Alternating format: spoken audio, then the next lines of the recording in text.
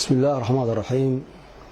الحمد لله رب العالمين، والصلاة والسلام على أشرف الأنبياء والمرسلين سيدنا محمد وعلى آله وصحبه وسلم أجمعين. دمانتنا السلام عليكم ورحمة الله وبركاته. هذا وشيخ بشير أحمد صلاة قدوميها هيئة علماء الصوماليات waxaan kulankan kaga hadlahayaa mowduuc ku saabsan warkii iyo hadalkii ku hadlay siyaasi Cabdiraxmaan Cabdishakuur iyo culimada ka jawaabtay iyo kalibyada uu soo duubay oo culimada qaarkood ama dadka qaarkood ay yiraahdeen kalibyada uu soo duubay maxaa ka oranaysaan iyo maxaa ku biirinaysaan. horta marka hore ilaahay subxaanahu wa tacaala baa mahad iskale mahadna la koobi kale kadibna waxaan cadeynayaa meeshaan anigoo Bashiir Axmed Salaad inaan dhageystay laba kilib oo soo duubay siyaasi Cabdiraxmaan Cabdishakuur oo ku cadeynayo in aan khalad laga fahmay hadalkii uu ku hadlay maalintii ku khudbeeyay Germany. waxaan leenahay hadalkaaga khalad laga ma fahmin, laakiin hadalkaaga hadal wuxuu ahaa ay ka muuqato in xadiidka asaga ah aduraysid ama ahadiista kale aduraysid.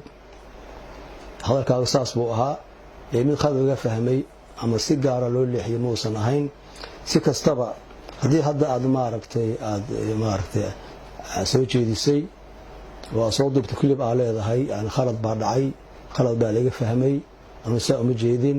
anagu intaa ku hadashay iyo muuqaalka soo dubtay iyo inaad ka cudurdaaranaysid wixii aad ku hadashay in uu yahay war la aqbali karo oo macquul ah ayuu kolba aniga leeyahay maaragtay ka Sheekh Bashiir maaragtay Axmed Salaad ahaan waana soo dhaweynayaa runtii waana ku faraxsanahay qofku inuu khaladkiisa uu garto wixii lagu qabsadana uu ka noqdo waa shay loo baahan yahay weeye. marka waa soo dhaweynaynaa waana ku dhiirigelinaynaa. mid kale waxa weeye rabaa inaan baraarujiyo anaga markaa mowduucan ka hadlaynay oo culimadu ay radinayeen wax asaga lagu xumaynayo ma aysan ahayn, wax anagu aan maaragtay ku argudanayno ma aysan ahayn. anaga dhowr jeer oo hore intaas aflagaata oo dhibaatooyina ay culimadu u geysan jiray, laakiin anagu kama aan hadli jirin mana aan isdifaaci jirin. laakiin markii uu ku hadlay hadallo gaf ku ah diinta maaragtay iyo caqiidada markaas ma anagu aan hadalnay. haddana waxaan leenahay walaal oo soo dhaweynaynaa anaga wixii cay ah ama aflagaada aan loo geysanaysid ama culimada aflagaadeynaysid anagu sidii hore ahayd adiga iyo Ilaahay subhanahu wa ta'ala ka dhaxaysa insha Allah ta'ala. laakiin anagu waxa weeye wixii diinta ah oo caqiidada ah oo quraanka ah oo sunnada ah oo muqaddasaadka ummadda ah difaacideeda baa anagu maaragtay aan u joognaa una joogi jirnay.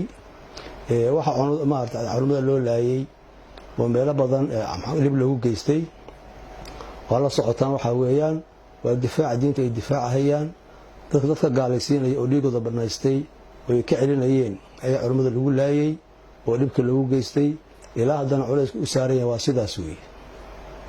marka anaga qofkii diintaas wax ka sheega ama khalad ka faafiya ama si khaldan u fasira waa u naseexaynaynaa hadalkana maaragtay waa u toosinaynaa. marka anaga risaaladeena waa midaas weeye inaan wax isku sheegno oo la istoosiyo oo xaqa la isku bayaaniyo weeye oo hadallada dadka lagu baadiyeyn karo dadka laga waardiyeeyo. marka anaga aan hadlaynay asaga ayaan baan maaragtay ayaan ugu naxariisanaynay, asaga ayaan xaqa u cadeynaynay.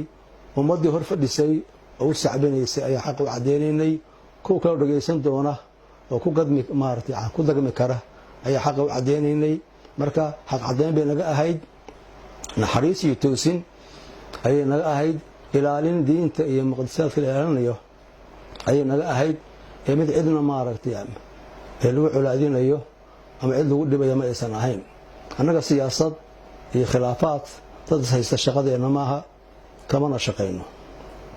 mid kale waxa weeye waxaan ku soo khatimahayaa in dhammaanteen aan isku dardaaranno in aan diinteena waardiyeysano, muqaddasaadkeena aan ilaashano, aan isku kaashano si dalkeena iyo diinteenu ay nagu hagaagi lahayd.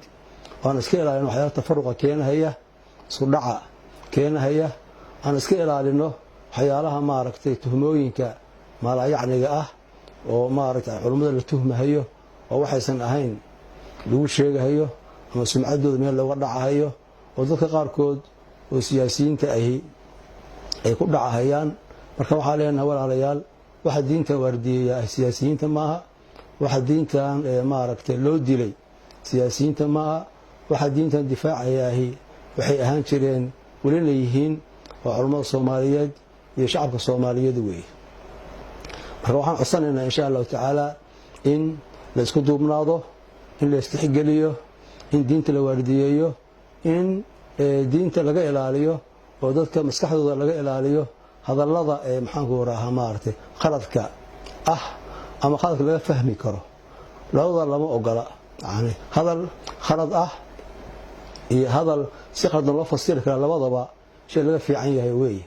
marka cabdiraxmaan cabdishakuur haddii hadalkiisa uu leeyahay anugu saa uma jeedin in laga aqbalo, runtii waa soo dhaweynaynaa. waxaana leenahay insha allahu tacaala in dadka si fiican loola hadlo, waxyaalaha muqadaska ah ee aada la iskaga ilaaliyo aan ku naseexaynaynaa. ilaahi subxana wa tacala kuwa iskaashada oo khayrka isku kaashada allah naga dhigo subxaanahu wa tacaala, kuwii diinta waardiyeeya dalka waardiyeeya allah naga dhigo subxaanahu wa tacaala. waana mahadsantihiin dhammaantiin. asalaamu calaykum waraxmat ullaahi wabarakaatu.